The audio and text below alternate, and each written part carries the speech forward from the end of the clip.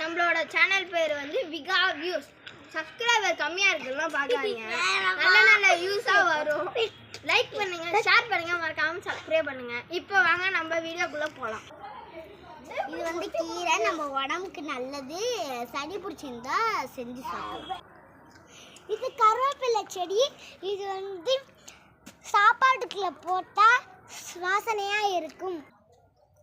இது வந்து செம்பருத்தி, சாமிக்கு வைக்கலாம், பொண்ணுங்களுக்கு வச்சு. இது வந்து வேப்ப மரம். இது வந்து கஷாயம் வச்சு குடிக்கலாம். இது வந்து எங்கள் அப்பா வச்ச வேப்ப மரம். கடந்த 18 வருஷமாக இருக்குது. இது வந்து எங்கள் அப்பா வச்சது. இந்த மரம் வந்து 20 வருஷமாக இருக்குது.